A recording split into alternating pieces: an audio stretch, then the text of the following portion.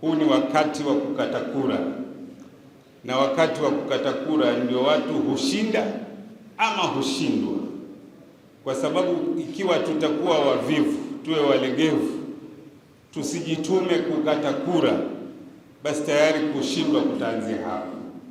Kwa hivyo mimi nawaomba ndugu zangu, najua wengine wametoka, lakini sisi turudi majumbani, tuwasukume wale ambao hawana vitambulisho wachukue vitambulisho, na wale ambao hawana kura wachukue kura, tena wachukue kura kwa hera, kwa sababu katika ulimwengu wetu wa kisasa unaambiwa power is not given, yani ule uwezo wa kisiasa hupewi, it is taken, unachukua.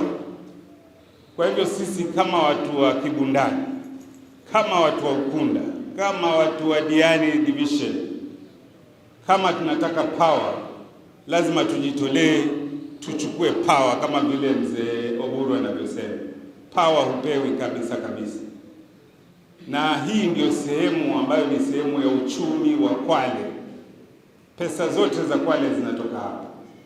Kwa hivyo ni mapungufu makubwa sana kama sehemu hii ya Ukunda na Diani haina chief officer, haina waziri, haina director, haina deputy governor, haina governor, haina senator, haina women rep, haina chochote.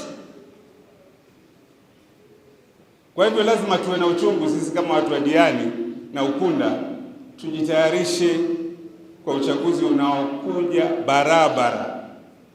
Tuseme wakati huu hatutakubali kuachwa nyuma. Kwa hivyo kujitayarisha kwanza ni kuhimizana kuchukua kura, hasa vijana, na kuhimizana kutoka kupiga kura, na kuhimizana kulinda kura. Na mimi ni mgombea katika kiti cha ugavana, lakini mimi nagombea kwa sababu ya nyinyi. Kwa hivyo nataka kila mmoja wenu ajihisi kama ni yeye ndio anapigania ugavana, aende akakate kura kama ni yeye ndio anataka kuwa gavana. Maana kama nataka kuwa gavana na sijakata kura, sheria inanifungia, siwezi kuwa gavana kwa sababu sijakata kura. Kwa hivyo tukate kura, tuhimizane, tupige kura kama ambao sisi watu wa Ukunda ndio tunataka kuwa gavana. Ndio mimi nitapata nguvu na nitakuwa najivunia, na tusaidiane kutafuta hizi kura, si Ukunda peke yake. Mimi najua kati ya nyinyi mumeoa kila mahali, na ndugu kila mahali, na marafiki kila mahali. Kwa hivyo kila mahali ukifika wewe watafuta kura kwa niaba ya Profesa Boga, kwa sababu ukienda mahali kama Kinango useme Boga ni mzuri, wao watajua Boga ni mzuri. Lakini wewe ukienda ukisema Boga ni mbaya na watoka Ukunda, atasema ni watu ambao nao tamenzi sino undapigira kura vile. Kwa hivyo nyinyi mna masuhulia kubwa sana katika swala hili la uongozi, hasa wakati sisi vijana wenu wa Diani tumesimama. Lazima mtusaidie kwa dhati ndio tupate ushindi. La tatu ambalo ni muhimu, sisi kama watu wa Kwale tuko mashakani, na tuko mashakani hivi. Kutoka ugatuzi uanze, Kwale imeletewa shilingi zisizopungua bilioni 100, na zile bilioni 100 lengo lake lilikuwa ni kumaliza umaskini, kumaliza magonjwa, kumaliza shida za maji, kumaliza afya, matatizo ya afya. Lakini baada ya miaka 15 ya Mheshimiwa Mvurya na Mheshimiwa Achani, hayo matatizo kama inaona ndio ambayo yamezidi. Na hivi juzi kuna tukio ambalo lilitokea ambalo lazima tulizungumzie na lazima tulikemee kama watu wa Kwale. Toka Bezi yaanze kuchimba yale madini, watu wa Kwale hawajapata hata ndururu. Wakati Bezi wanafunganya kwenda zao, walituita sisi, wakatuambia kuna pesa zenu bilioni 109. Bilioni 101 itaenda county, milioni 900 zitakuja kwa wananchi. lakini zimefungiwa kule, na kila tukimwambia Waziri Mvurya hatuoni mwelekeo. Baada ya muda Waziri Mvurya akaondolewa, akaingia Waziri Joho. Tunamshukuru kwamba Waziri Joho amesukuma mpaka zile pesa zimetoka. Mvurya alikuwa pale zikamshinda, Joho amekuwa pale na amezitoa na zimekuja. Lakini sasa vituko vinaanza hapa, kwa sababu pale nyuma niliandika mimi kwenye mtandao kwamba hizo pesa hata zikija hawa jamaa hawana mipango ya kueleweka.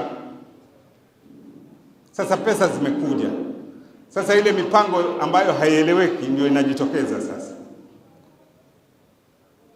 Milioni 700 zimewekewa barabara, lakini sio kwa ati barabara inajengwa mpaka iishe.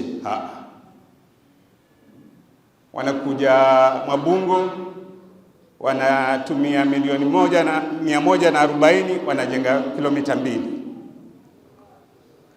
Wanaenda Tiwi Magozoni wanatumia milioni 70 wanajenga kilomita 1. Wanaenda Kibandaongo huko sehemu za Kinango, barabara ni kilomita 20 wanajenga kilomita 2. Huu ni uharibifu mkubwa wa pesa, uharibifu mkubwa, kwa sababu hizo kilomita 2 hazitanufaisha yoyote. Halafu kilomita 1 ya barabara ya kawaida inajengwa na milioni 20. Sasa kama utajenga barabara ya kilomita 1 na milioni 70, hizi milioni 50 zendaka. Na saa hii wanazunguka katika public participation wakikusanya maoni ya watu, lakini wale watu wanaowaita katika public participation ni wale supporters wao. Kwa hivyo wataidhinisha hiyo miradi ambayo ni ya wizi, alafu sisi tutabakia patupu. Kwa hivyo ile faida ya kwamba miaka 20 sisi tumekaa hapa na base, ile faida yake ambayo ilikuwa tuipate tutaikosa kwa sababu ya mipango mibaya. Kwa hivyo ndugu zetu wa Kibandaongo, ndugu zetu wa mtaa, ndugu zetu wa Mbande kule, nikitembea wakati wa siasa walikuwa wakiniambia shida yao ya kwanza ni maji, shida yao ya pili ni maji, shida yao ya tatu ni maji. Sasa ukienda ukiwaekea kipande cha kilomita 2 cha barabara ya lami na gari yapita 1 kwa siku, utakuwa umewasaidia vipi?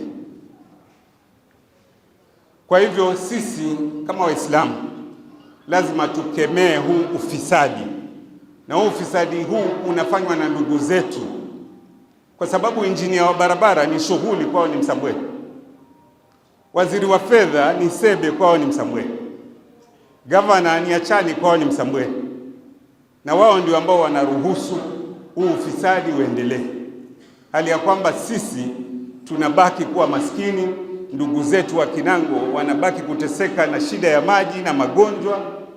Ukienda Kinango ukipewa maji huwezi yanywa, manake yatoka kwenye tope, hasa wakati kiangazi kimezidi, wanakaa kwenye tope kabisa. Alafu unakuja unawakejeli na miradi ambayo haieleweki. Kwa hivyo sisi lazima tukemee miradi ya aina hii. La mwisho ni kuwaomba tuzidi kule kuzungumza kama raia wa hii sehemu. Najua kulikuwa na swala sugu la vijana, lakini sisi tulikuja hapa tukazungumza na vijana wa hizi maskani zote, na vijana walitulia, wakaacha uhasama wa wao kwa wao. Siku hizi hawapigani wala hakuna nini. Kama kuna uhalifu huko kidogo kidogo, polisi watashikilia. Kwa hivyo shida zozote za kijamii ambazo zinajitokeza, tuwe wepesi kukaa, kuzungumza na kutafutia suluhu. Na sisi lengo letu kubwa la kutafuta uongozi ni kuhakikisha kwamba tunashirikiana na jamii zetu katika masuala yetu ya kijamii, kuboresha hali zetu, kuondoa umaskini, kuhakikisha kwamba watu wetu wanaishi maisha mazuri. Kwa hivyo kwa hayo mengi, nashukuru kwamba mmekuja. Mkifika nyumbani mpelekee salamu ndugu zetu kina mama, vijana, muwahimize masuala ya kura na muwahimize katika masuala ya kushiriki kwenye siasa. Hii ni An-Nisaa TV.